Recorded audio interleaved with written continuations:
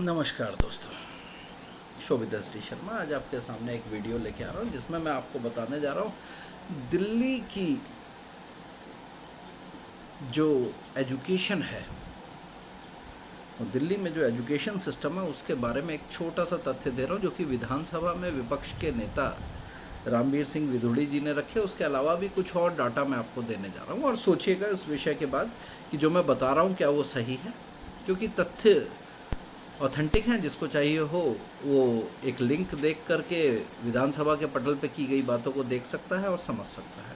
और साथ में उसके अलावा कुछ और डाटास हैं जो मैं आपको दूंगा, साथ में प्रूफ भी अगर आपको चाहिए होगा, क्योंकि आजकल दिल्ली में सबूत मांगने वाले बहुत हैं तो उनके लिए सबूत भी है।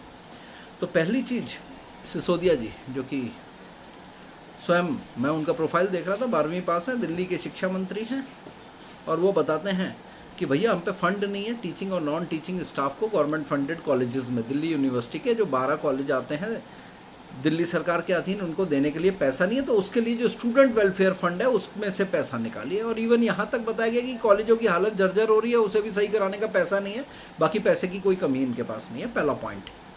दूसरा, जो नेशनल परफॉर्मेंस ग्रेडिंग होती है वो दिल्ली के स्कूलों का नंबर, उसमें 32वां नंबर आता है। अब अंदाजा लगा सकते हैं देश में कितने राज्य हैं, कितने केंद्र शासित प्रदेश हैं, उसमें 32वां नंबर दिल्ली का आता है। दिल्ली के अंदर करीब 1040 के करीब सरकारी स्कूल हैं, जिनमें से 745 में से प्रिंसिपल नहीं है। आज की तारीख में बिना प्रिंसिपल के चल रहा है। कैसे चल रहा है आप जानते हैं? वहाँ पे इन्होंने अपना एक एडमिनिस्ट्रेटिव मैनेजर बिठा रखा जो कि एक राजनीतिक आदमी होता है, उसको बिठा करके स्कूल चलवा रहे हैं। 418 स्कूल्स में वाइस प्रिंसिपल नहीं है। 24,000 टीचर्स की कमी है।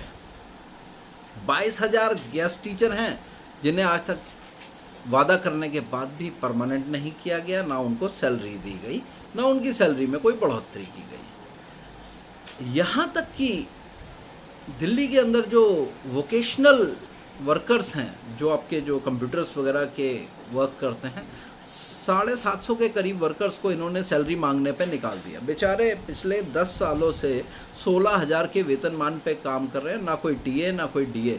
और आपको एक और चीज़ बता दूं, जो दिल्ली के अंदर जो बोलते हैं ना हमारा रिजल्ट इतना तगड़ा आ गया, हमने ये कर दिया, हमने वो कर दिया, इतने बड़े बड़े रिजल्ट के जो ये दावे करते हैं, उसमें सबसे इम्पॉर्टेंट रोल इन्हीं वोकेशनल एजुकेटर्स का है। क्योंकि जो बच्चे, क्योंकि स्कूलों में साइंस तो है नहीं है, 300-350 स्कूलों में साइंस है कुल, तो जो बच्चे रहते हैं उन्हें वोकेशनल कोर्स दिए जाते हैं, जिन्हें ये टीचर्स बड़ी मेहनत से समझाते हैं, सिखाते हैं।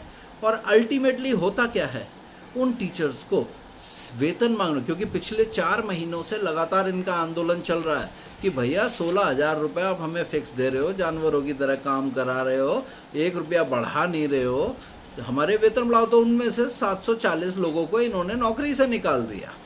तो ये है दिल्ली की शिक्षा व्यवस्था। इसके बाद हम बात करते हैं, इन्होंने ढिंडोरा पीटा कि भाई दिल्ली के अंदर जो है ना प्राइवेट स्कूल छोड़ के बच्चे सरकारी स्कूलों में आ रहे हैं। अब मैं आपको एक डाटा देता हूँ, बड़ा तगड़ा डाटा है। 2014 से, ध्यान रखिएगा, 2014 से 2019 जो इनका पूरा 5 साल का कार्यकाल, दिल्ली में प्राइवेट स्कूलों में जो था वो पहले बच्चा 2014 में जो था वो 31% था। कितना? 31%। 2019 में जब इन्होंने पहला कार्यकाल अपना पूरा किया जाकर के, तो 46% हो गया। 31 से बढ़कर 46, यानी 15% बच्चे सरकारी स्कूलों में बढ़ गए। अब ये बात करते हैं कि दिल्ली में सरकारी स्कूलों में लाइन लग रही है। अब भाई कोरोना काल को छोड़ दीजिए, प्राइवेट स्कूलों की फीस लोगों ने नहीं दी, उसके बावजूद भी अगर मैं आपको 2021 और 2020-21 का भी डाटा दूं, तो भी प्राइवेट स्कूलों में 43% बच्चा है। 43% प्राइमरी में और मिडिल में, और सेकेंडरी में 29% बच्चा है, 29%। तो ये आप अंदाजा लगा सकते हैं कि इनके हालात क्या हैं प्राइवेट स्कूल के अंदर। आज भी प्राइवेट स्कूल जो ये दिखाते हैं ना कि भाई सरकारी स्कूलों में भीड़ लग गई है, बहुत बढ़िया कर दिया है। अब वो भीड़ तो लग गई है, एक क्लास में 70 बच्चे बैठे होंगे तो भीड़ तो लगेगी। अब लेकिन दिक्कत यह है, हम एक तरफ तो हम एजुकेशन में अपनी एक पॉलिसी बनाते हैं कि भाई क्राइटेरिया होना चाहिए कि 1:30, 1:40, यहाँ 1:60, 70, 80, यहाँ तक कि मैंने 2 साल पहले देखा था कि 110 बच्चा तक एक क्लास के अंदर देखा था मैंने सरकारी स्कूल में। तो आप अंदाज़ा लगा सकते हैं कि किस प्रकार की ये नीति चला रहे हैं और किस प्रकार से इनका काम चल रहा है। मैं आपको एक उदाहरण देता हूँ। आपने सुना होगा कि भाई दिल्ली के टीचर्स और प्रिंसिपल जा कर के जो है ना यूएस के अंदर, कहाँ पे, यूएस में गए थे जी, वहाँ से ये बड़े लेटेस्ट चीज़ें सीख के आए थे। ये बात थी लगभग सन 2000,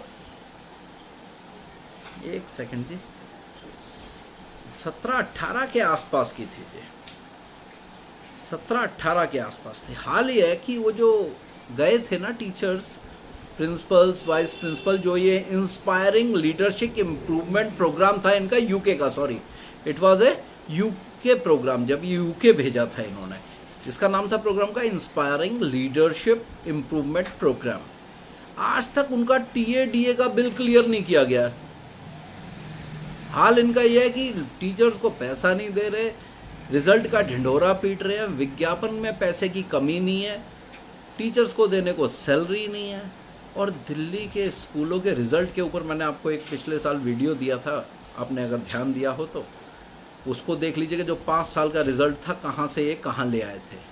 तो ये जो दिल्ली के एजुकेशन का, जिसको ये मॉडल बोलते हैं, बहुत बढ़िया मॉडल बोलते हैं, उसकी खोखलापन आपके सामने है। बस दिक्कत यह है, आप लोगों को ये दिखाई नहीं देता।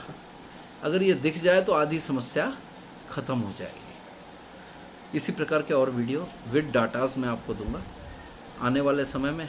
इस प्रकार के और डाटा आपके सामने रखूंगा, जिससे आपको पता चलेगा कि विज्ञापन से अलग भी एक दुनिया है। जैसे कि हम देखते हैं ना कि भाई वो साबुन का आएगा, दूध और क्रीम का है, तो दूध और क्रीम पढ़ के लोग उसे खाने की सोचते हैं। अब पता है साबुन तो साबुन है, मुंह से झाग ही निकालेगा। तो ऐसे ही केजरीवाल है, विज्ञापन कुछ और है, ज़मीन में कुछ और है।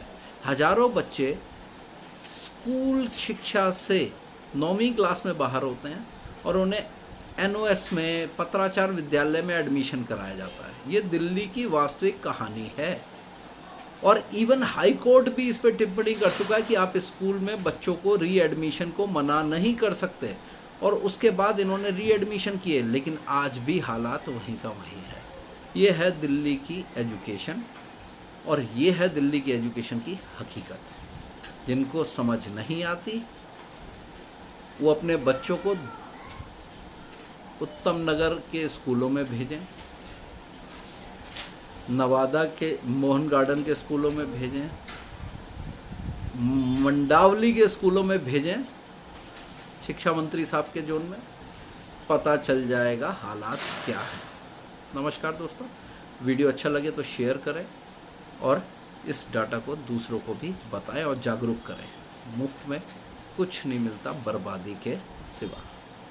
नमस्कार।